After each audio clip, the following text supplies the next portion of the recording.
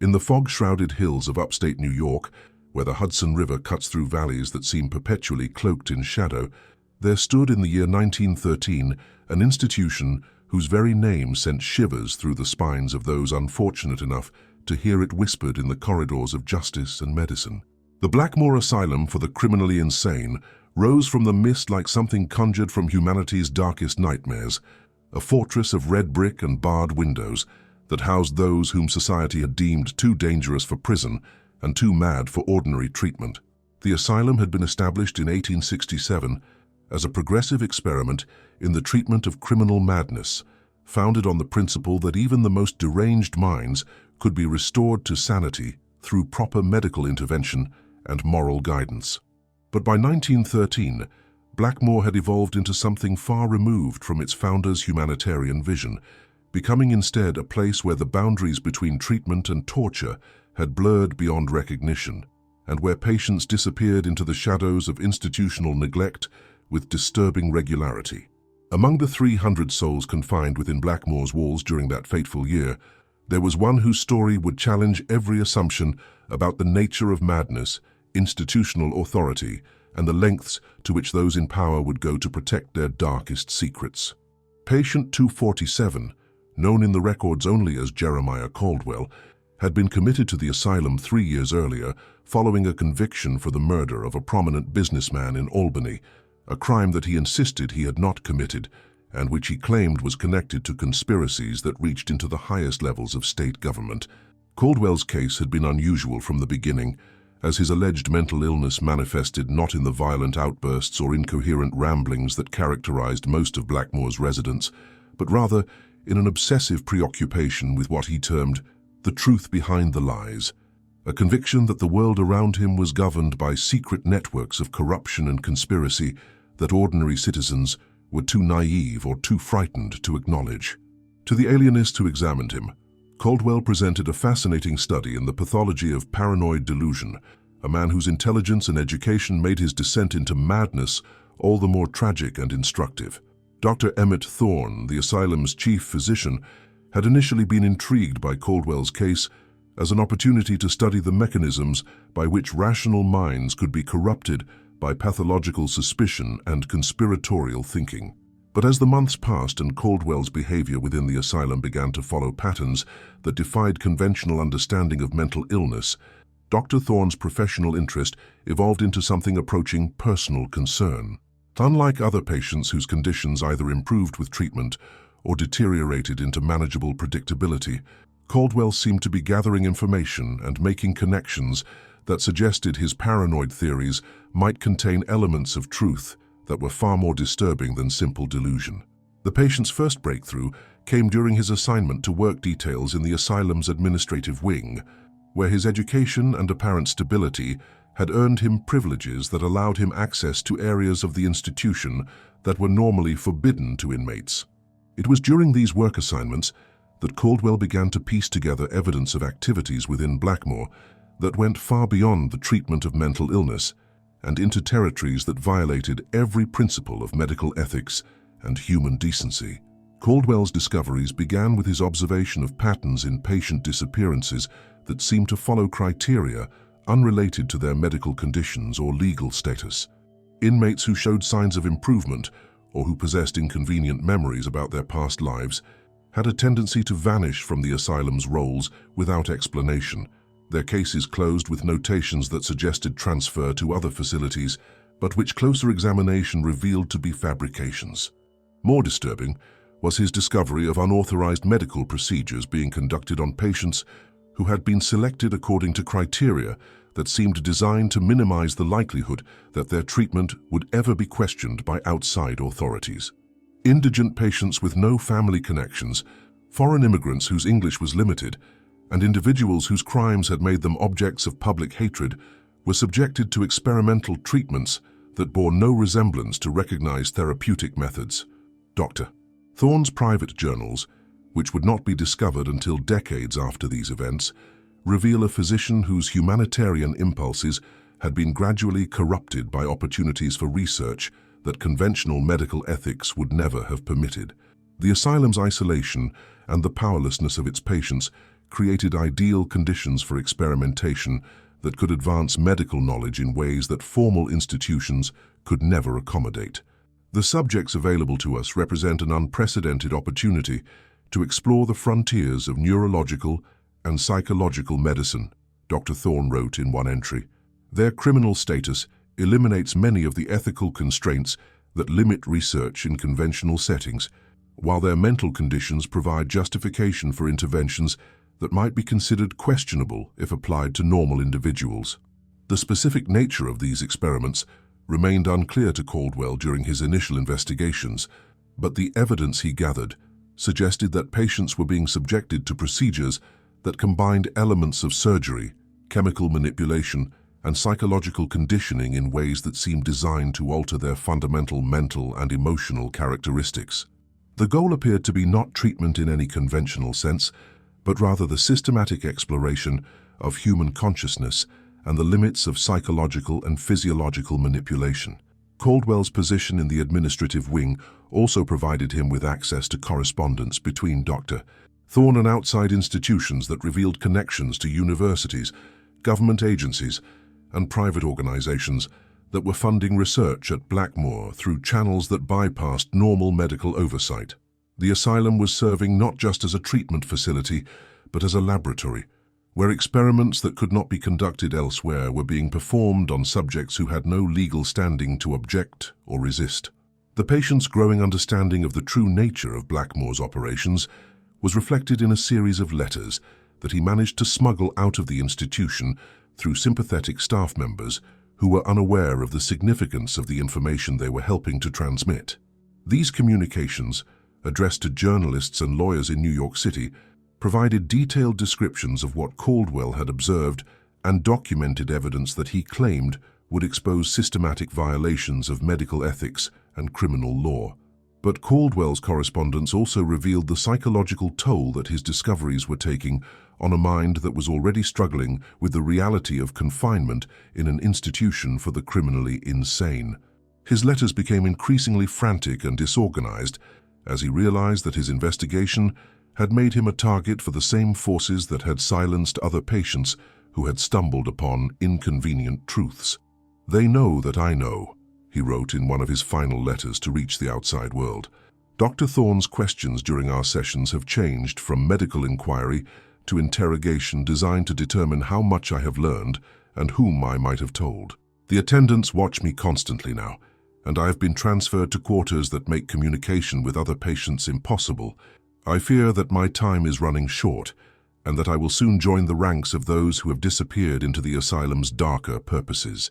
As we explore this chilling tale of institutional cover-up and the silencing of inconvenient truth, we must ask ourselves how many other whistleblowers throughout history have met similar fates when they dared to expose the corruption that thrives in the shadows of authority. The story we're uncovering reminds us that knowledge can be the most dangerous possession when it threatens those who profit from secrecy and abuse. If you find yourself drawn to these investigations into the suppression of truth and the protection of institutional power, please share your thoughts in the comments below and join our community by subscribing to the channel. The transformation in Caldwell's treatment became apparent to other patients who had formed relationships with him during his earlier period of relative freedom within the asylum.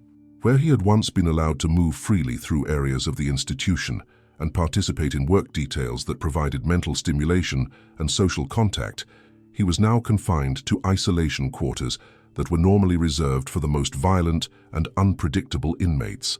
The official justification for this change in status was recorded in his medical file as deterioration in mental condition requiring enhanced security measures. But witnesses among both patients and staff noted that Caldwell's behavior had shown no signs of increased aggression or instability. If anything, his manner had become more calm and focused as his investigation progressed, suggesting that his confinement was motivated by concerns unrelated to his mental health or institutional security. Dr. Thorne's sessions with Caldwell during this period took on characteristics that several attendants later described as resembling interrogation more than therapeutic treatment. The physician's questions focused not on Caldwell's psychological condition, but on his activities within the asylum, his contacts with other patients and staff members, and his knowledge of institutional operations that should have been beyond his legitimate access. These sessions were conducted in rooms that had been specially equipped with restraints and monitoring devices that allowed Thorne to control every aspect of Caldwell's environment while gathering information about his mental state and cognitive capabilities. The physician had apparently concluded that conventional therapeutic techniques were inadequate for managing a patient whose intelligence and observational skills posed a threat to the asylum's secret operations. The records that documented these sessions reveal a systematic attempt to map Caldwell's knowledge and assess the danger that his discoveries represented to the institution and its staff. Thorne employed a combination of psychological manipulation, chemical intervention, and physical coercion to break down Caldwell's resistance and extract information about his investigative activities and external communications. But rather than revealing the extent of Caldwell's knowledge, these sessions seemed to strengthen his resolve and sharpen his understanding of the forces arrayed against him. His responses to Thorne's questioning became increasingly sophisticated and strategic, suggesting that he was using the sessions to gather as much information about the asylum's operations as he was being forced to reveal about his own activities. The breakthrough that would ultimately seal Caldwell's fate came when he managed to gain access to patient files that documented the true scope of the experimental programs being conducted at Blackmore. These records revealed that the asylum was serving as a testing ground for procedures that were being developed for military and intelligence applications, with patients serving as unwilling subjects in research that explored the limits of human psychological and physiological manipulation. The experiments ranged from surgical procedures designed to alter brain function and behavior patterns to chemical treatments that could induce specific mental states or eliminate inconvenient memories. Some patients were subjected to sensory deprivation and psychological conditioning that was intended to break down their existing personality structures and rebuild them according to specifications that served the researchers' purposes. Most disturbing were the records that documented attempts to develop techniques for what the researchers termed consciousness transfer, procedures that would allow the systematic extraction and preservation of human memories and knowledge while eliminating the personality and identity that had originally contained them. These experiments appeared to be motivated by military interest in developing interrogation techniques and intelligence-gathering methods that could access information from subjects who were unwilling or unable to cooperate voluntarily. Caldwell's discovery of these files provided him with evidence that the asylum was operating as part of a network of institutions that were conducting research for government agencies whose activities were hidden from public oversight and congressional review. The funding for these programs came through channels that concealed their true source and purpose, while the results were being applied in ways that served intelligence and military objectives rather than legitimate medical advancement. The patient's attempt to document this information and prepare it for transmission to outside authorities marked the beginning of the final phase of his confrontation with the asylum's administration. His activities had been detected through monitoring systems that Thorne had installed to track patient behavior and communication, while his access to sensitive files had triggered security protocols that required immediate intervention to prevent exposure of classified research programs. The decision to silence Caldwell permanently was made at levels of authority that extended far beyond the asylum itself, involving federal agencies whose interest in maintaining secrecy exceeded any concern for individual rights or medical ethics. The patient had uncovered information that could compromise research programs that were considered essential to national security, and his elimination was authorized through channels that ensured official deniability while providing the resources necessary to ensure success. The method chosen for Caldwell's elimination was designed to appear consistent with the tragic but predictable death of a violent mental patient, while actually serving the dual purpose of testing experimental procedures that were being developed for intelligence applications.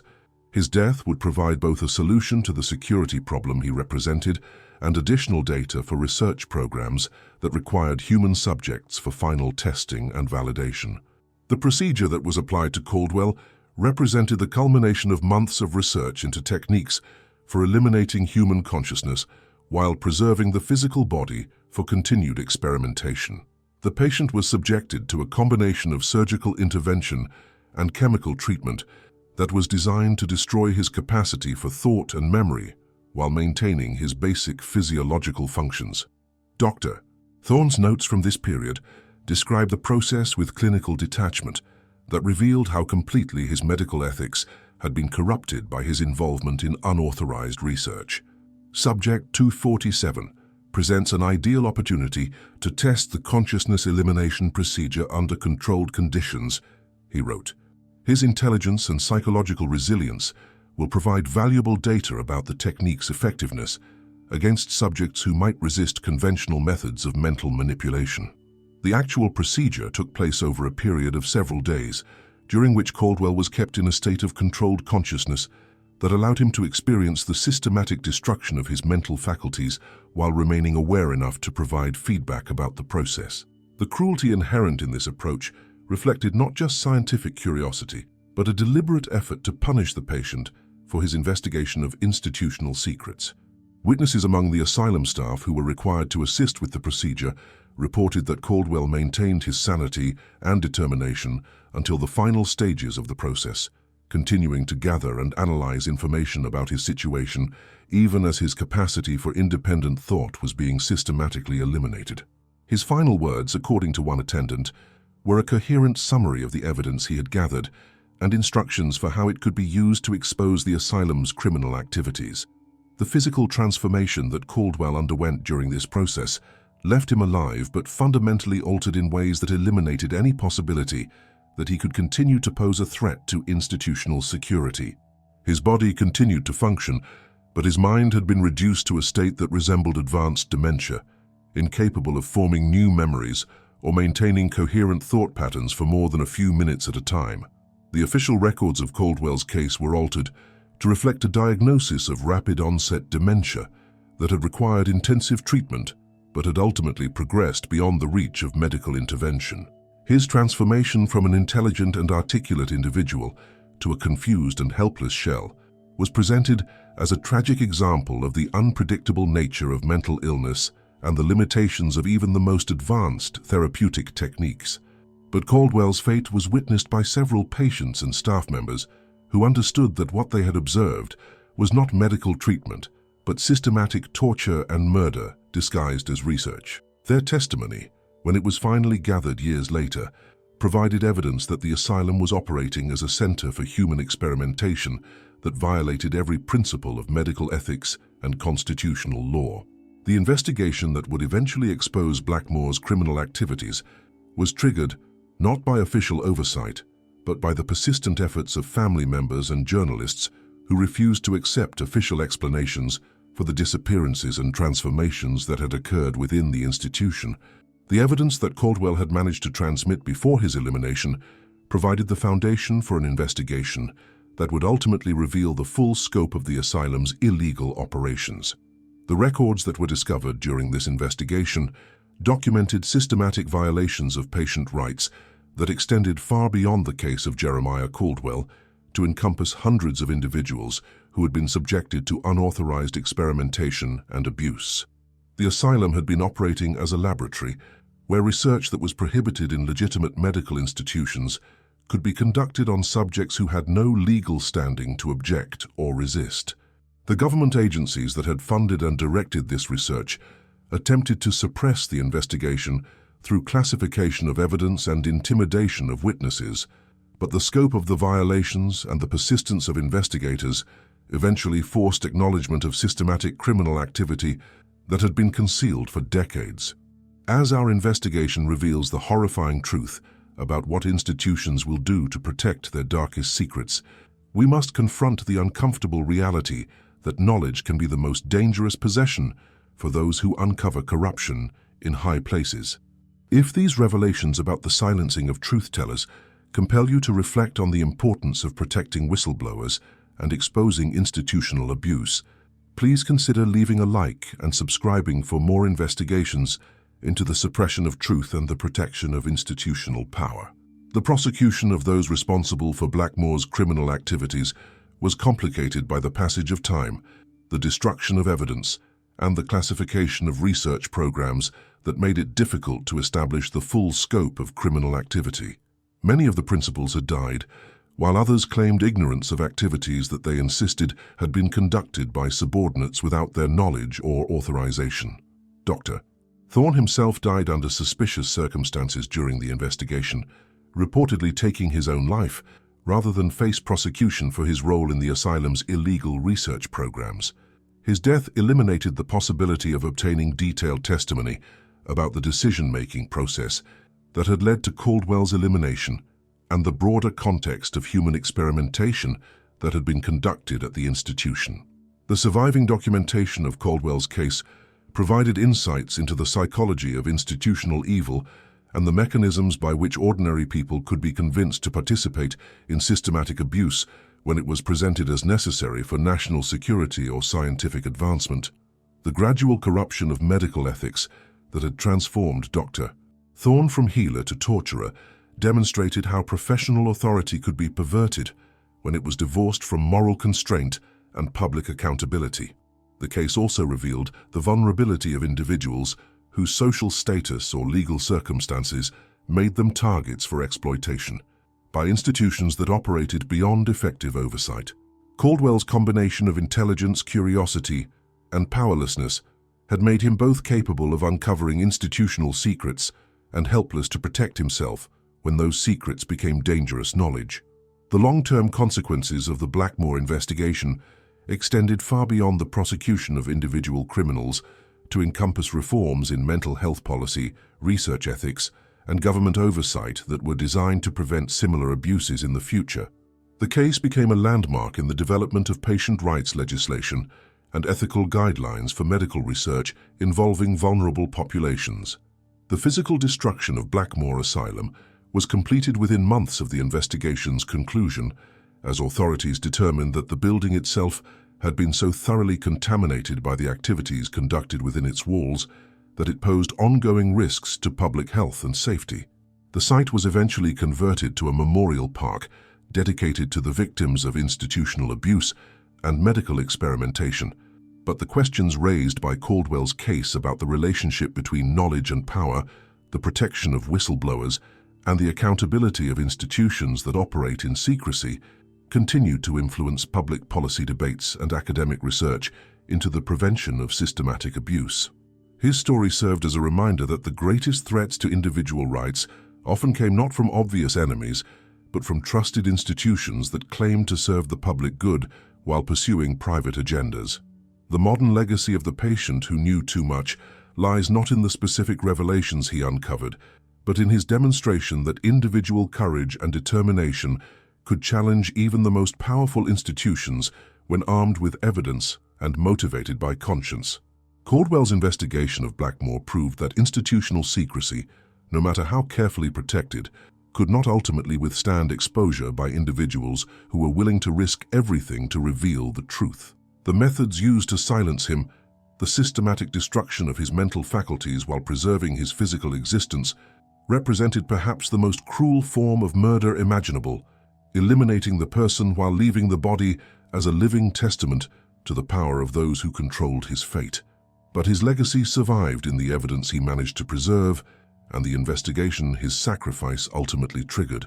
The case of Jeremiah Caldwell serves as an eternal warning about the dangers that face those who dare to investigate powerful institutions and the importance of protecting individuals who risk everything to expose corruption and abuse. His transformation from patient to investigator to victim illustrates the progression that awaits anyone who discovers inconvenient truths about organizations that possess the resources and authority to eliminate threats to their continued operation. In the end, the patient who knew too much paid the ultimate price for his knowledge, but his sacrifice was not in vain if it serves to remind us that the preservation of truth and the protection of the vulnerable require constant vigilance against those who would abuse their authority for personal gain or institutional advancement. The asylum that housed him may have been destroyed, but the forces that created and protected it continue to operate wherever power exists without accountability and where the powerless remain vulnerable to those who claim to serve their interests while serving only themselves. The fog that shrouded Blackmore Asylum has lifted, But the shadows of institutional abuse and the silencing of inconvenient voices persist wherever authority operates without transparency, and where individuals who dare to speak truth to power find themselves alone against forces that possess both the motivation and the means to ensure their silence. Caldwell's story reminds us that the price of freedom is eternal vigilance, and that the protection of truth-tellers may be the most important duty of any society that claims to value justice and human dignity above institutional convenience and political expediency.